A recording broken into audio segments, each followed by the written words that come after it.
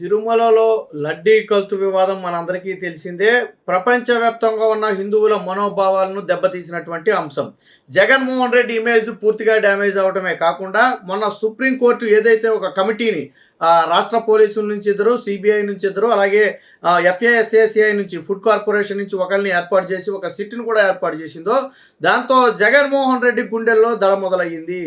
ఎలాగైనా సరే ప్రజల నుండి వివాదాన్ని తప్పించడం కోసం తిరుమలను అప్రదిష్ట పాలు చేయాలి, అది చంద్రబాబు గారి హయాంలో చేస్తే ప్రజలందరూ దాన్ని వదిలేసి దీని గురించి మాట్లాడుకుంటారని జగన్మోహన్ రెడ్డి ఒక పెద్ద పన్నాంగమే పన్నాడేమో అని అనుమానం కలుగుతుంది. ఎందుకంటే నిన్న తిరుమల తిరుపతిలో ఏదో ఒక జర్రి వచ్చిందని చెప్పి ఒక భక్తుడు ఆరోపణ చేసిన విధానం ఏదైతే ఉందో అది పూర్తిగా అవాస్తవం అని చెప్పి పూర్తి విచారణ చేసామని చెప్పి నిన్న టీటీడీ ఒక లేఖ కూడా విడుదల చేయడం జరిగిందంటే అది పూర్తిగా ఫేక్ అంశం. ఎట్టి పరిస్థితుల్లో వాళ్ళ దగ్గర ఆ జర్రీ అనేది పడలేదు. ఇక్కడ ఎందుకు ఆ టీటీడీ ఫేక్ అంటుంది అనేది కూడా చాలా స్పష్టంగా చెప్పింది. ఎందుకనంటే ఇక్కడ చూడండి, మాధవ నిలయంలోని అన్నప్రసాదంలో తాము తిన్న అన్నప్రసాదంలో జర్రి కనపడిందని ఒక భక్తుడు చేసిన ఆరోపణలు వాస్తవ దూరం. సో దీన్ని వాస్తవానికి పెద్ద మొత్తంలో తయారు చేస్తారు, వేలాది మంది భక్తులకు ఒకేసారి తయారు చేస్తారు. అంత వేడిలో ఏ మాత్రం చెక్కు చెదరకుండా ఒక జర్రి ఉందని సదురు భక్తుడు చెప్పటం ఆశ్చర్యకరం. వాస్తవమే కదా, ఒకవేళ నిజంగానే ఆ టీటీడీ ఆ ఫుడ్ ప్రిపేర్ చేసేటప్పుడు, ప్రసాదాన్ని ప్రిపేర్ చేసేటప్పుడు ఏదైనా పడింది అనుకుందాం, అంత వేడిలో సాధారణంగా జర్రి ఏమవుతుంది, అది కర్రీ కానివ్వండి, సాంబార్ కానివ్వండి, ఏదైనా సరే దాన్ని పూర్తిగా కలయి పెట్టేస్తారు. అలాంటప్పుడు ఆ జర్రి పూర్తిగా చెక్కు చెదరకుండా వేసిన జర్రి అంటే ఒక జర్రిని మనం తీసుకెళ్ళి అప్పుడే పెడితే ఎలా ఉంటుందో ఆ ప్రాణంతో అయితే లేదనుకుంటే, కానీ జర్రి అయితే చెక్కు చెదరలా, అంటే ఏమాత్రం జర్రి ముక్కలైనట్టు కానీ లేదా ఇంకో రకంగా కానీ జర్రి కనపడాల, వేసిన జర్రి వేసినట్టు ఉంది. ఏదో మనం మిరపకాయ వేస్తే అందులో ఎలా ఉంటుందో అలాగే ఉంది. మరి ఇంత వేడిలో ఇంత కలయబెట్టిన తర్వాత జర్రి ఎలా చేరింది?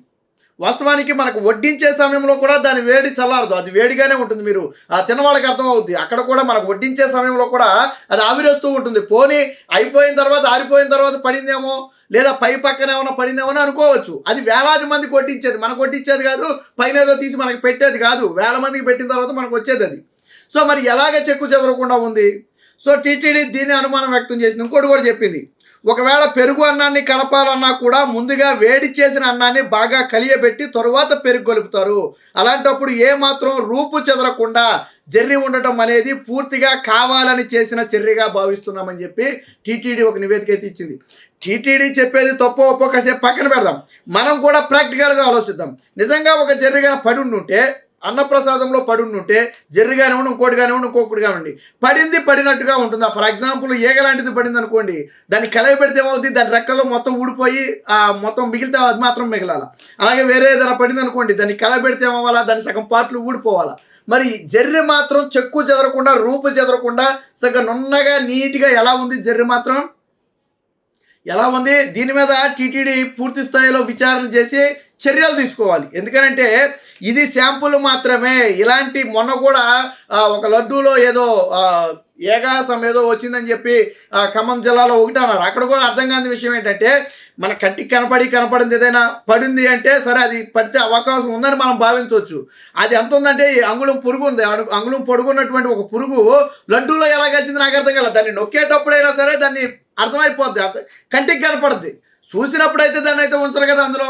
సో అది కూడా అనుమానంగానే ఉంది. ఇప్పుడు ఈ రెండు ఇష్యూలు కూడా ఎప్పుడు వచ్చాయి అంటే, జగన్మోహన్ రెడ్డి నెయ్యి కల్తీ వివాదం బయటకు వచ్చిన తర్వాత తెచ్చినటువంటి రెండు ఇష్యూలు. వాస్తవానికి లడ్డూ ఇష్యూ ఏమో కొద్దిగా సైలెంట్ అయ్యారు. ఎందుకంటే టీటీడీ దీని మీద విచారణ చేసి చర్యలు తీసుకుంటామని ఎప్పుడైతే టీటీడీ ఒక మాట చెప్పిందో దాంతో స్లో డౌన్ అయిపోయారు. లడ్డూ విషయంలో పురుగు వచ్చిందనేది, ఏగొచ్చిందనేది స్లో డౌన్ అయిపోయారు. ఇప్పుడు మళ్ళీ ఏం చేశారు, జర్రిని తీసుకొచ్చారు. ఇంత బాగానే మేనేజ్ చేశారు, కానీ దాన్ని అన్నంలో వేసినట్టుగా ఎలా ఉందో నాకు అర్థం కాల. మళ్ళీ వడ్డించిన తర్వాత ప్లేట్లో కూడా అదే విధంగా ఉంది, యాజ్ ఇట్ ఈస్గా ఉంది. వడ్డించిన తర్వాత ప్లేట్లో కూడా యాజ్ ఇట్ ఈస్గా ఉంది. మరి ఎక్కడి నుంచి వచ్చింది జర్రి? దీన్ని సీసీ కెమెరాలు క్లియర్గా పరిశీలించాలి. అన్నప్రసాదం దగ్గర సీసీ కెమెరాలు ఉంటాయి ఖచ్చితంగా. సో దీన్ని సీసీ కెమెరాలు పూర్తిగా పరిశీలించి అది నిజంగానే అన్నం వడ్డించేటప్పుడు వచ్చిందా, లేదా వచ్చిన భక్తుడు ఏమన్నా ఇలాంటి ఆరోపణలు సృష్టించడం కోసం తీసివేసాడు అనేది వెలికి తీయాలి. వెలికి తీసి కఠిన చర్యలు తీసుకోవాలి టీటీడీ ప్రతిష్టను దెబ్బతీయటానికి. ఎందుకంటే జగన్మోహన్ రెడ్డి మీద ఒక ఎలిగేషన్ పడింది కాబట్టి దాని నుంచి బయటపడాలంటే అలాంటి ఎలిగేషన్లు 4-5 టీటీడీ మీద చేస్తే ఆ విషయం డైవర్ట్ అయిపోయి ప్రజలందరూ ఈ విషయం మీద పడతారు. ఆ హయాంలో అది జరిగితే మీ హయాంలో ఇది జరిగింది కదా అని చెప్పి భక్తులు అంటే ఆయన ఎలాగా తిట్టుకున్నారు, ఇప్పుడు కూటమి ప్రభుత్వాన్ని కూడా తిట్టుకుంటారు అనే ఒక దురుద్దేశంతో చేసినటువంటి కుట్ర ఇది. ఎట్టి పరిస్థితుల్లో మన ఇంట్లో వండుకునేటప్పుడైనా సరే ఒక జర్రీ ఒకవేళ పొరపాటున పడినా కానీ ఏదన్నా ఫుడ్ దాంట్లో వచ్చినా కానీ వాస్తవానికి అక్కడ వాళ్ళు ఏం చెప్తారు, వాటర్ని రైస్ను కడుగుతారు, అక్కడ అయిపోవాలి, తర్వాత వేడి నీళ్ళలో దాన్ని స్ట్రీమర్లో వేసి వండుతారు, పోనీ అక్కడైనా అది డ్యామేజ్ అయిపోవాలా, తీసిన తర్వాత కూడా పెరుగన్నం కోసం దాన్ని మొత్తం కలియబెడతారు, చేత్తో పిసికేసిన తర్వాత పెరుగు కలుపుతారు. సో అక్కడైనా అది డ్యామేజ్ అయి ఉండాలి. మరి ఎక్కడా డ్యామేజ్ అవ్వకుండా ఎలా వచ్చింది ఇది, అంత వేడిలో ఎలా ఉంది, చెక్కు చెదరకుండా ఎలా ఉంది? సో టీటీడీ లేవనెత్తినటువంటి డౌట్ అనేది చాలా వాల్యుబుల్. దీని మీద ఇన్వెస్టిగేషన్ చేసిన తర్వాత టీటీడీ బయటికి ఇచ్చింది. సో అయితే టీటీడీ కూడా అంత ఈజీగా ఏం వదిలిపెట్టదు, ఇలాంటి అసత్య ప్రచారాలు చేసే వారి మీద కఠిన చర్యలు తీసుకుంటామని హెచ్చరించింది. పోనీ ఇది ఒకటేనా అంటే ఇది కాదు, ఇంకోటి కూడా వచ్చింది. దీని మీద అయితే పోలీసులు క్రిమినల్ కేసు నమోదు చేసాము ఆల్రెడీ అని చెప్పి ఒకటి ఇచ్చారు. ఏదైతే పౌర సరఫరాల దాంట్లో ఏదైతే 750 గ్రాములు ఉంది, పైగా డేట్ ఎక్స్పైర్ అయిందని చెప్పి ఒక వ్యక్తి మొహం పెట్టకుండా ఒక వీడియో పోస్ట్ చేశాడు. ఇది కేజీ ఉండాల్సింది 750 గ్రాములే ఉంది, ఏంటది కందిపప్పు అనుకుంటా బహుశా, ఎస్ కందిపప్పు కిలో ఉండాల్సింది 750 గ్రాములే ఉంది, పైగా దీని ఎక్స్పైరీ డేట్ అయిపోయిందని చెప్పి పూర్తిగా ఎక్స్పైరీ డేట్ అయిపోయిందని ప్రజలకు ఇస్తున్నారని ఒక వీడియో చేశాడు. ఆ వీడియోలో ఏం చేశాడు, ముఖం పెట్టల. అప్పుడు ఏం చేసింది ఏపీ గవర్నమెంట్ దీని మీద ఇన్వెస్టిగేషన్ చేస్తే 750 గ్రాములు అనేది తప్పు, అలాగే ఎక్స్పైరీ డేట్ అనేది ట్యాంపర్ చేసినటువంటి డేటు, ఆ మ్యానుఫ్యాక్చరింగ్ అసలు ఆ డేట్లో మ్యానుఫ్యాక్చరింగ్ ప్యాకెట్లే లేవు అని నిర్ధారించుకున్న తరువాత ఆ పోస్టు పెట్టిన వ్యక్తుల మీద ఆ క్రిమినల్ కేసులు నమోదు చేశారో మరేమో తెలియదు. ఇక్కడ అదే రాశారు చూడండి, ప్రభుత్వం మీద బురద జల్లే ప్రయత్నం చేసినటువంటి ఈ వ్యక్తిపై కేసు నమోదు చేసినట్టుగా ఏపీ పోలీస్ అఫీషియల్ హ్యాండిల్లో కూడా లేచారు, కఠిన చర్యలు తీసుకుంటాం ఈ వ్యక్తిని వదిలిపెట్టమని. అంటే ఇది కూడా ఒక ఫేక్. అంటే దీన్ని బట్టి అర్థం చేసుకోండి, అసలు ఇష్యూని డైవర్ట్ చేయడానికి చేస్తున్నటువంటిది లడ్డు. ఇది భోజనంలో జర్రి సంగతి కాసేపు పక్కన పెడితే, మరి కందిపప్పు అనేది ప్యాకెట్ కేజీ ఉంటే 750 గ్రాములు అని చెప్పి తూకం వేసి ట్యాంపర్ చేశారు, అందులో పప్పును కొద్దిగా తీసేసినట్టుగా ఉన్నారు. అలాగే వాళ్ళు ఇచ్చినటువంటి ఎక్స్పైరీ డేట్ అనేది తప్పు, దాన్ని ట్యాంపర్ చేశారు.